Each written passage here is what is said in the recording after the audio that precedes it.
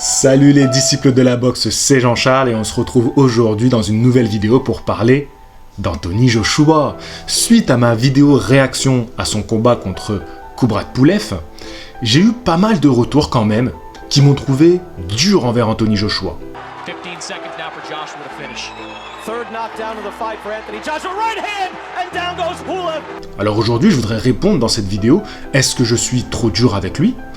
Est-ce que je suis méchant gratuitement ? Ou est-ce que derrière, c'est justifié ?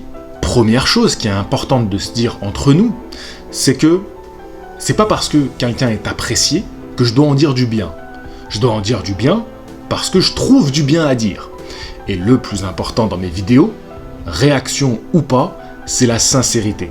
Que tu sois d'accord ou non avec mes propos, le plus important, c'est que mon contenu soit sincère. Maintenant, il est vrai que j'aime troller Anthony Joshua, particulièrement sur Instagram. Et il s'est passé des choses hier.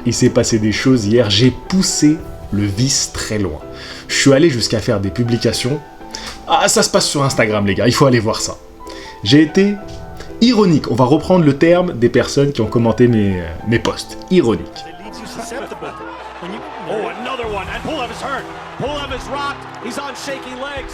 Mais vous savez quoi ? J'apprécie que beaucoup de personnes le défendent.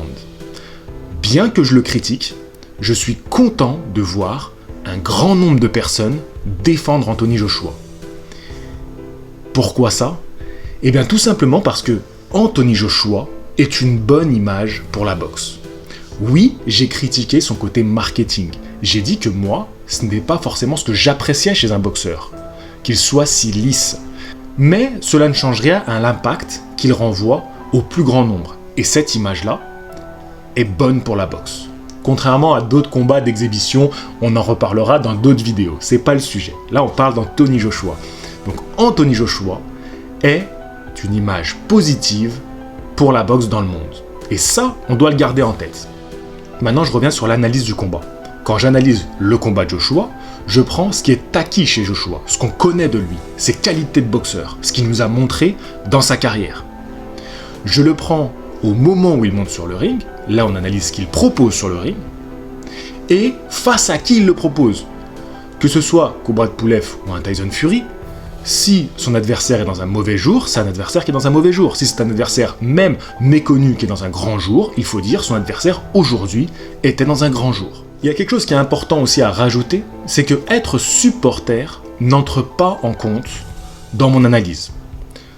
Je vais te donner un exemple concret. Je suis un pro Wilder. Je l'ai toujours revendiqué. Quand Wilder a fait son premier combat contre Tyson Fury, la première chose que je vous ai dite, il a perdu ce combat-là. Ça a été donné en match nul, je vous l'ai dit, il a perdu ce combat-là. Et si tu regardes les commentaires sous cette vidéo, les pro-Wilder, non, il l'a envoyé 2 fois au tapis, il n'y a rien à dire, il a gagné. Ça, c'est le retour d'un fan. J'ai été moi-même fan de boxeur. C'est des choses qui arrivent, je vous pardonne les gars. Moi, j'étais fan de Miguel Cotto. Miguel Cotto, pour moi, c'était le bonhomme, l'attitude, tu vois, toujours avec sa femme, ses enfants, quand il venait au combat, jamais un mot plus haut que l'autre, il n'était pas dans le clash, et puis il faisait toujours son combat sur le ring. C'était un vrai guerrier, un dur au mal, et il a rencontré les meilleurs dans leurs meilleurs. Mais, pourquoi je te donne Miguel Cotto comme exemple ? Eh bien, le jour où il a affronté Floyd Mayweather, j'étais tellement supporter qu'à la fin du combat, je dois t'avouer que j'avais un espoir que l'arbitre lève la main de Miguel Cotto pour annoncer la victoire. Alors que tu sais bien que quand même, pour arracher une victoire à Floyd Mayweather, il faut y aller. Mais c'était pour te dire que c'était le supporter en moi qui parlait. Aujourd'hui, quand je te fais un débrief, ça ne doit pas rentrer en compte.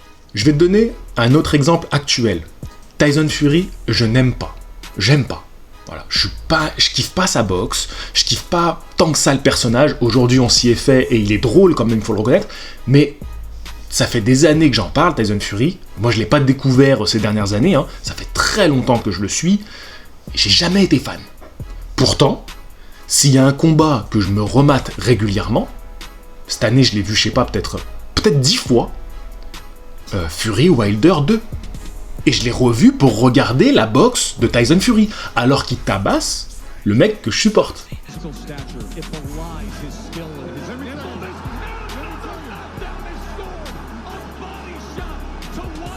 Du coup, qu'en est-il de Joshua? Je l'aime ou pas? Je suis supporter ou je suis pas supporter? Eh ben, il faut que tu saches que Anthony Joshua, c'est sûrement, enfin c'est même pas sûrement, c'est le poids lourd de notre génération dont j'ai le plus regardé les combats pour le plaisir, où je me remate les combats. Et ça, peut-être que ça va vous surprendre, parce que vu que je défends ses adversaires, vu que je le critique beaucoup, c'est pour ça que j'ai toujours pas fait la vidéo j'aime pas sur Joshua, parce que je pense qu'il y en a beaucoup qui vont être très surpris de ce que je vais dire dans cette vidéo.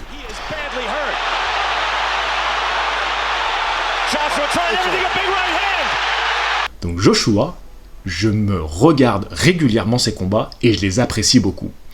Je pense qu'Anthony Joshua a la boxe que je préfère actuellement, à regarder techniquement ce qu'il propose. Mais j'ai un problème avec lui, c'est son mental. C'est comment il a structuré sa carrière et sa tactique de combat, et ça me déplaît. Et là, on va rejoindre le pourquoi je suis dur avec lui. Pourquoi dans mon analyse, je vais être bien plus exigeant. Eh bien, je suis plus exigeant parce que je connais vraiment les qualités d'Anthony Joshua.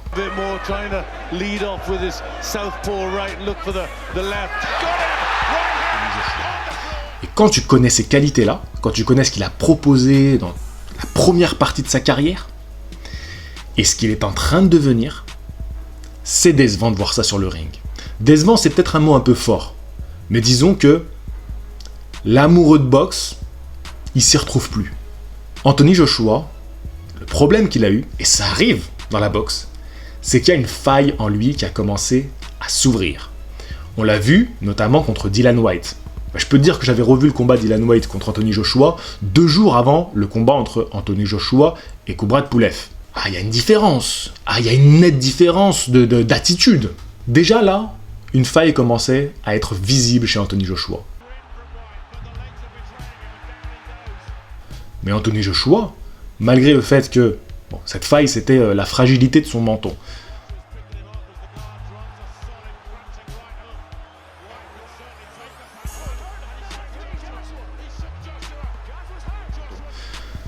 Encore une fois, tout est relatif parce qu'il a encaissé dans sa carrière des coups très impressionnants et notamment contre Klitschko, il s'est relevé.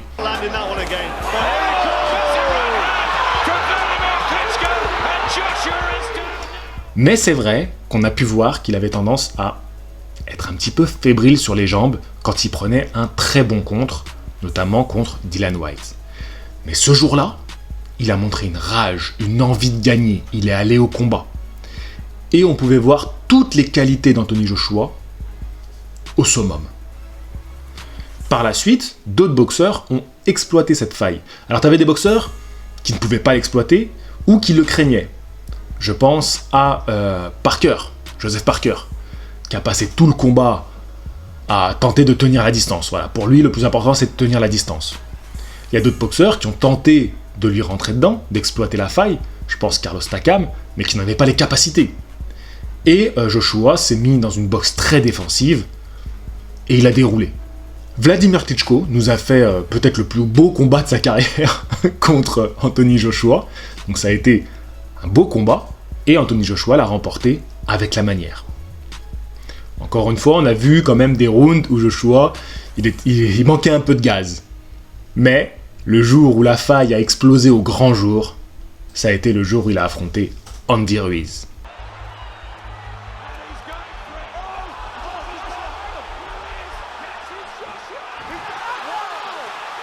Et à partir de là, la carapace Anthony Joshua, elle a complètement explosé.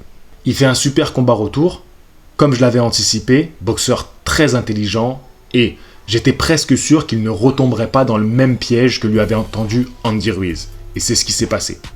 De là à dire qu'il a fait un grand combat, non. Mais il a fait le combat tactiquement qu'il fallait faire contre un boxeur qui avait toutes les armes pour faire exploser la faille qui était en lui.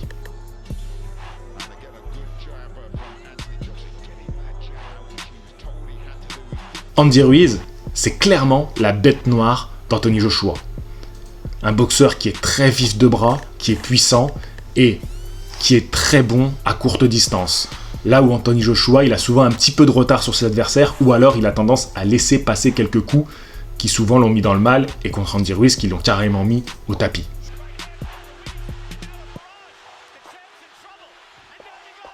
Il a été intelligent, bravo à lui, et je l'ai complètement reconnu. Il fallait pas aller à la guerre contre Andy Ruiz. De son côté, il n'avait rien de mieux à faire, et il a très bien fait les choses. Mais on en arrive au combat contre Kubrat Pulev.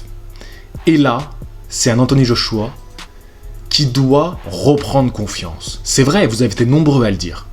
Et pour vous, c'était suffisant ce combat-là. Mais moi, je vous dis attention, parce que c'est bien d'être fan de ton boxeur, mais la remise en question, elle doit être de la part de son équipe surtout. Si son équipe, après ce combat-là, ils sont rassurés en se disant c'est bon, on peut aller vers un Tyson Fury, alerte rouge, les gars. Alerte rouge. Là, votre boxeur, il n'est pas encore prêt à rentrer dans un défi psychologique contre Tyson Fury et un défi en boxe sur le ring.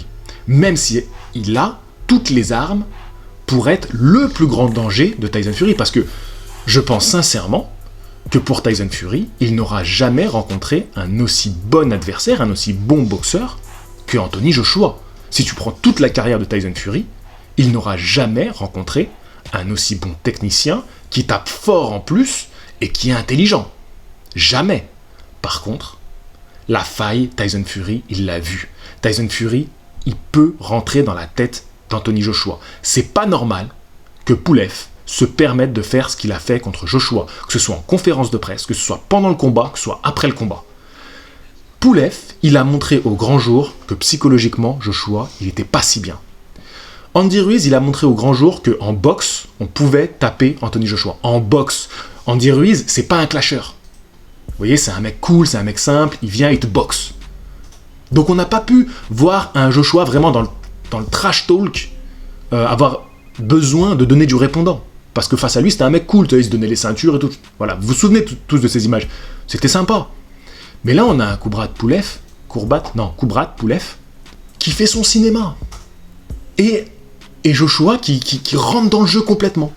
Et ça, pour moi, c'était inquiétant. Si je suis dans l'équipe de Joshua à ce moment-là et que je dois analyser ça, je me dis c'est inquiétant parce qu'il montre au grand jour qu'il ne sait pas répondre à ça. Il est pris par les émotions, il est excessif. Et qui est le meilleur à ce jeu-là ? Qui est le meilleur à ce jeu-là pour te rendre dingue ? C'est Fury.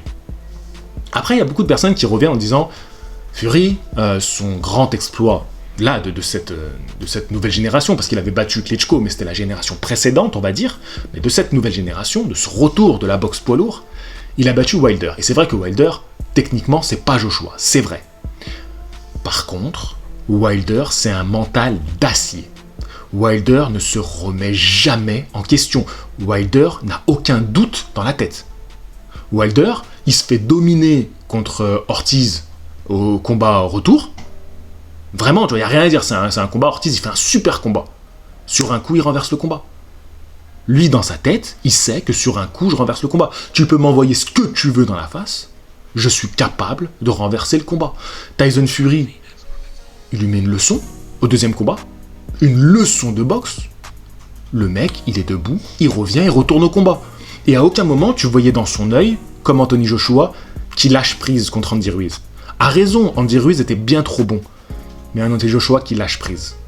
Il est plus, il peut plus. Wilder, il se fait tabasser, il y retourne. Alors, c'est aussi un autre problème pour son équipe. Parce que tu dis, mais comment je peux changer ce boxeur-là ? Comment je peux lui mettre en tête qu'il faut se remettre en question ? Parce que là, c'est pas possible. Tu peux pas laisser ton boxeur comme ça, quand il a qu'une option, et s'il l'a plus, il a rien d'autre à proposer. C'est compliqué. Pour moi, ça va être très dur pour Wilder de revenir. Et Joshua, on a le problème inverse. C'est un boxeur qui peut tout faire sur le ring, mais on a vu au grand jour que la faille était encore présente chez lui. C'est comme ça. Et c'est pour ça que mon analyse va être exigeante, parce que, sachez bien une chose, ses futurs adversaires à Joshua, ils ont vu le même combat que vous. Mais eux, ils sont pas fans. Eux, ils ont regardé les failles pour que le prochain puisse le faire tomber. C'est ce qu'ils ont regardé, eux. Et moi, c'est comme ça que j'analyse le truc. Qu'est-ce qu'il a renvoyé comme message ? Moi, j'étais persuadé que, tu vois, il allait le mettre au tapis, tu vois, de troisième round. Bon, j'imaginais un tout petit peu plus tard. Dès qu'il a accéléré, on a vu qu'il était vraiment au-dessus. Il est vraiment au-dessus, Anthony Joshua. Pulev, franchement les gars, c'est par rapport à Joshua, hein, je dis pas que c'est un mauvais boxeur, mais Joshua il est vraiment au-dessus. Comprends-tu? Donc oui, je suis très taquin avec Anthony Joshua, surtout sur Instagram. Mais Instagram, je m'amuse, hein. On est là, c'est comme si on était entre poteaux et qu'on se vannait. Et moi, je vous envoie des vannes et je lâcherai pas. Donc je me suis vraiment amusé, surtout à faire des publications hier et de voir que beaucoup de personnes prenaient ça de manière premier degré, quoi.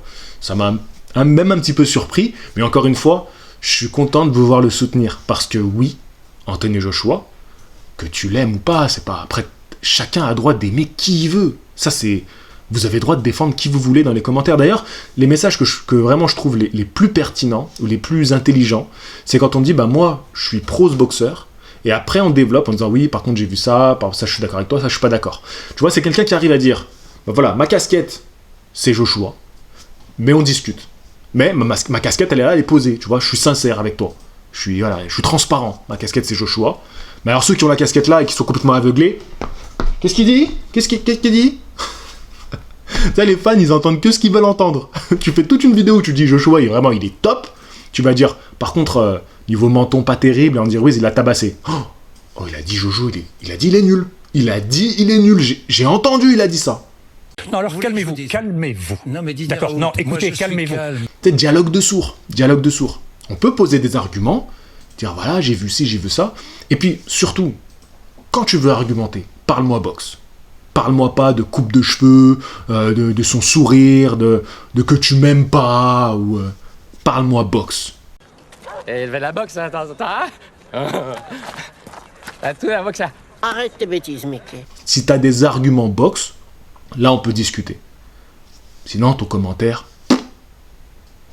Voilà. Non, c'est pas sous le nez, il me passe au-dessus. Il me passe au-dessus. Ou en dessous. Bref, on s'en fout. Donc voilà. J'attends de voir vos réactions à cette vidéo-là, où du coup j'ai pris le temps un peu de me poser, de vous dire ce que je pensais d'Anthony Joshua. Je voulais mettre Anthony Joshua l'intouchable, et j'ai mis l'irréprochable, parce que je trouve que ça correspondait mieux. Donc on peut rien lui reprocher, Anthony Joshua. Il y a des boxeurs comme ça qui sont tellement aimés qu'on peut surtout pas dire du mal d'eux, mais ça, c'est bien. Je préfère que vous réagissiez comme ça pour un Joshua ou un Lomachenko, que pour des boxeurs qui sont... catastrophique et que vous les défendiez bec et ongle, tu vois.